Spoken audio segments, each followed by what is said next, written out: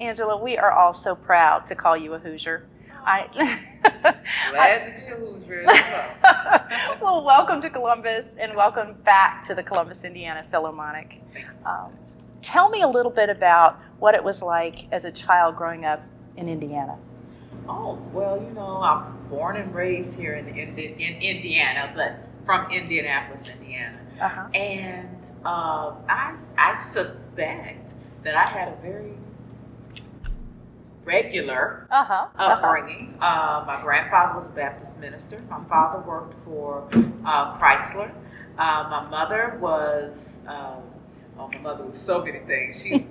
The last thing she was an artisan in Indianapolis, where she had her own business called Freddie Mae's, Artistry Gifts by Freddie Mae. Oh, nice. And she sang, and I had two brothers. My youngest brother passed away early on, but my oldest brother is in Indianapolis, and he is a senior art director for Anthem Insurance, and he's married to Dr. Glenda Westmoreland, who is a geriatrician for Wishart IU. Oh, great. And I have a niece and nephew, and we just had a loving, caring family that was very much into the arts. Well, tell me about music.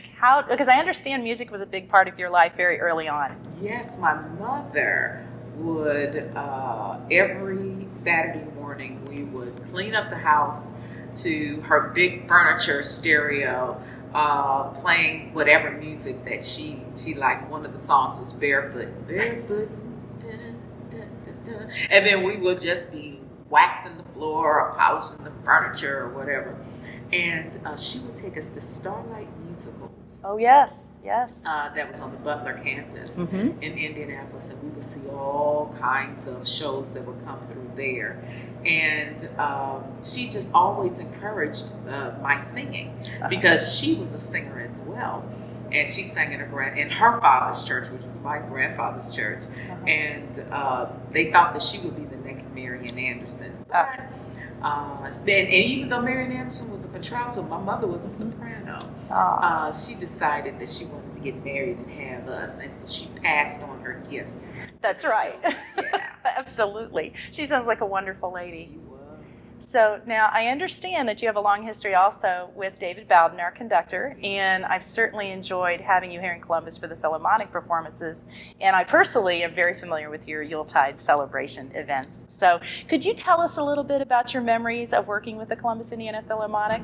Oh, well, I've had wonderful memories of working here in Columbus, because I went to IU, and that's kind of how all of the culmination of everything happening in this part of Indiana happened for me.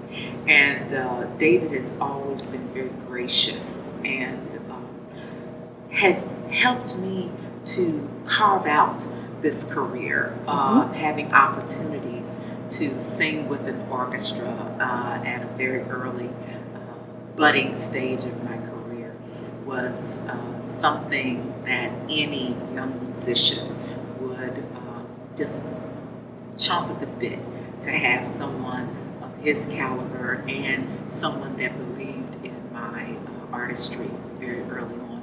So I've enjoyed being here and working with David and the Columbus Philharmonic. Well, we love having you. And I do know that you really burst on the scene as Aida at the Met. Can you tell us a little bit about that, what that's like on the world stage? Well, that was a very heady time in my career and in my life. To be able to be on the front page of the New York Times, as they say, above the fold. Yeah, that's right. And, that's right. To have the phrase "at last an Aida" coined and to follow you throughout your career is nothing short of miraculous and wonderful. And just being on that stage, having the opportunity to touch the floorboards in that silk curtain that so many artists have had the opportunity to grace the stage. And if I may speak of African American artists like Jesse Norman and Kathleen Battle and Leontine Price and Martina Arroyo, and the it just goes on and on. Having having that opportunity to be in that rarefied air was just fantastic. Oh, well, I was going to ask about those differences. You enjoy performing different types of music.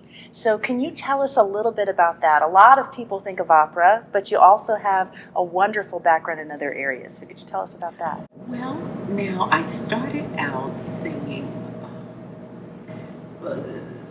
even though I sang in the church, I would not say that I had a strong, heavy diet of gospel music until later on in life. So Okay. I've sung gospel, I've sung R&B, I've sung lots of musical theater. I was big in high school at Crispus Attucks High School. I did a lot of musicals and then went on to do some things with civic theater there in Indianapolis as far as musicals were concerned. And then going away to Oakwood University in Huntsville, Alabama, and starting to study music, and then coming back and being able to sing with the Indianapolis Opera and with the symphony, and all being connected through to IU as I began to really dust and polish that lump of coal that has become a shiny diamond. I've had the opportunity to sing a lot of different genres, but I have to say,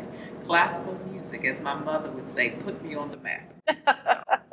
Absolutely, absolutely. How do you adjust yourself? I know a lot of people will stay in one genre, but you don't do that. How do you adjust yourself to that stage? Because you're very comfortable when it comes to being in a live theater situation, but you're also comfortable in just this kind of intimate setting. So how do you do that? I just remain Angela wherever I appear.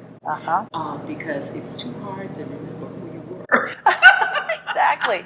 So I just try to, every audience that I meet, they deserve to get the best of me. So I don't try to be anything but who I am. Well, you certainly are, and you're very humble. And I know that you are very, very interested in reaching out to people who may not normally cross the path of classical music. And so I'm very interested in the different ways you've done that. You've reached out to children as well as adults. Can you tell us a little bit about that? Well, I have a show entitled Opera from a Sister's Point of View. That is a show that demystifies opera for audiences that normally wouldn't go. And as I started doing this show, I thought at first it was a black thing. And so I wanted to edutain, if you will, my community. But as I started doing the show, I realized the white folk don't like opera either. Or don't know about it. They don't know about it, you know? They don't know yet. It's about being exposed. Yes. It's about just giving them another color to paint with on their palette. And so I knew that from an early, as soon as I started, studying music and then being able to have the opportunity to have a career, I knew that opera companies weren't always going to be looking for me, because, life happens and goes on, and there's always someone coming up the pike that's different from me. So I was like, I've got to give myself an opportunity to have another vehicle to work. So Opera from a Sister's Point of View did start off as strictly needing work, and then it morphed into something else to where now I have a foundation called Morning Brown that brings culture to cultural deserts. And what I do is Morning Brown is the umbrella for Opera from a Sister's Point of View. And I go into schools, into communities, I do master classes, I have voice lessons, and do lectures and interviews and anything that can help broaden and uplift the community and let them know that opera ain't that deep and you can find yourself in opera. Yes. That's my mission.